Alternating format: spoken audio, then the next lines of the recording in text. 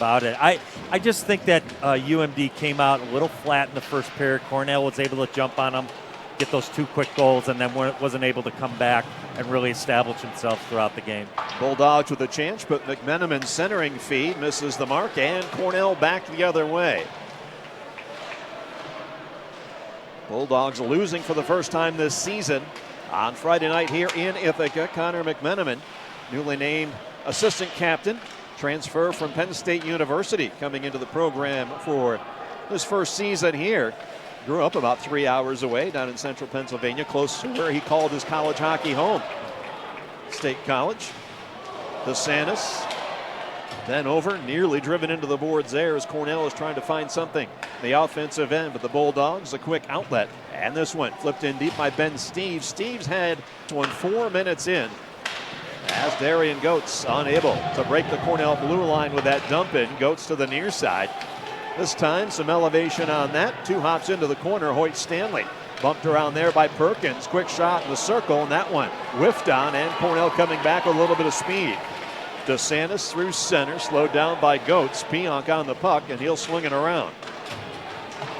Off the boards, this one slithering past a couple of 12 in faceoffs. Estania did not take a faceoff last night, although Cornell, their 4 centermen, only one being an upperclassman, that being senior Gabe Seeger. 3 others are freshmen, so they carried the workload with the exception of 1 drop of the puck. That was Jack O'Leary stepping in, and he failed to win his only appearance at the faceoff dot. Seeger, of course, doing what Gabe Seeger does. He went 15 and 11 last night in the 4-1 victory. O'Leary feeding Penny, trying to swipe to the front. Rigo was cutting. A nice back check there by Connor McMenamin, busted up the play, but Cornell back up with it. Near side Rigo, he was looking to have the table set once again as O'Leary saw him cutting, but he's going to be on the wrong side of Rigo, and the defense busted it up anyways. 8 with 45 to go on the Seeger interference call. The Big Red short a skater for the first time here tonight in a 0-0 contest. Matthew Perkins splits the defense, chases down his own dump in.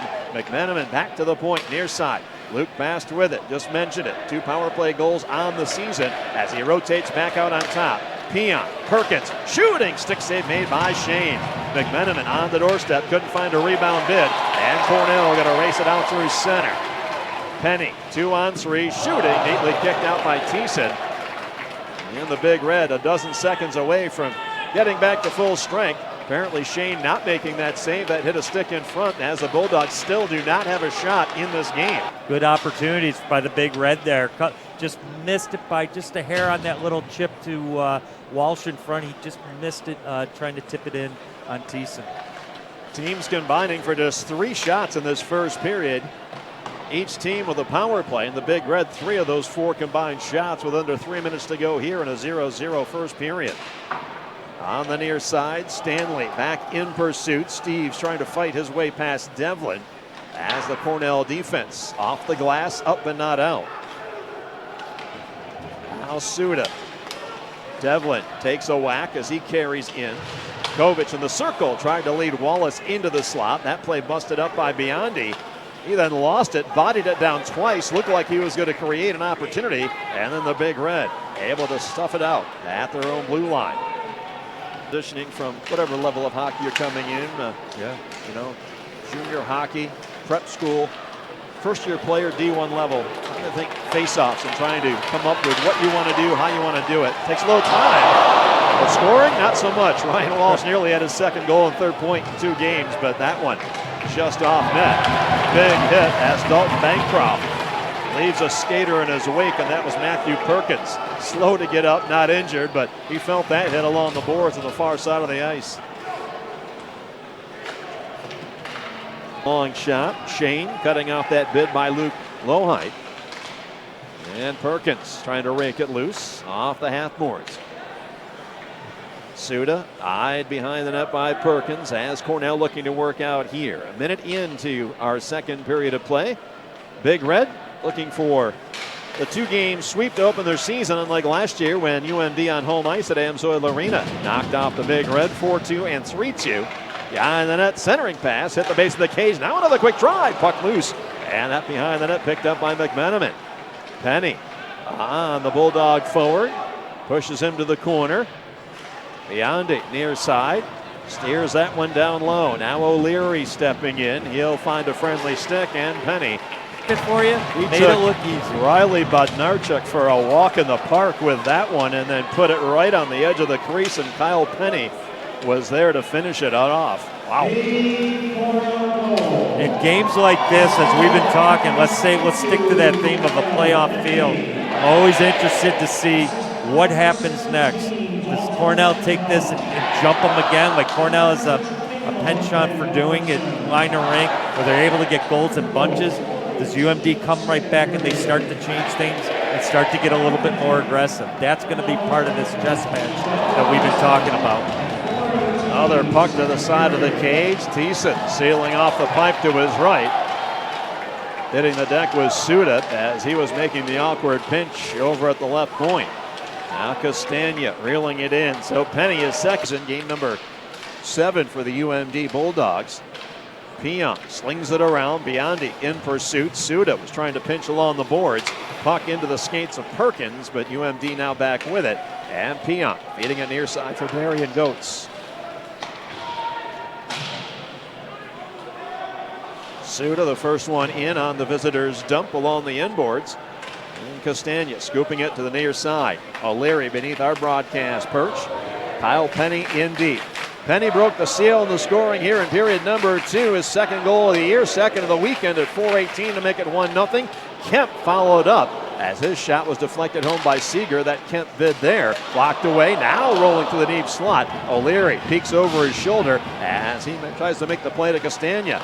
Lost his balance in a collision with Perkins, and the visitors up with it here, but can't lift it out. Kemp holding in. Figueres calling for it. Big blast! That one glancing off the left pad. Thiessen with the save. His mates up with the puck. Just get it out of the zone. Inside the Big Red blue line. Nice here, the Big Red. 3 goals on 9 shots. As Seeger gets his second of the night. Robertson, another assist. Tim Rigo, a helper as well at 10:44. McMenamin cutting out through center. Relatively penalty-free game so far. We've seen just 3 power plays, but the Big Red breaking through most recently.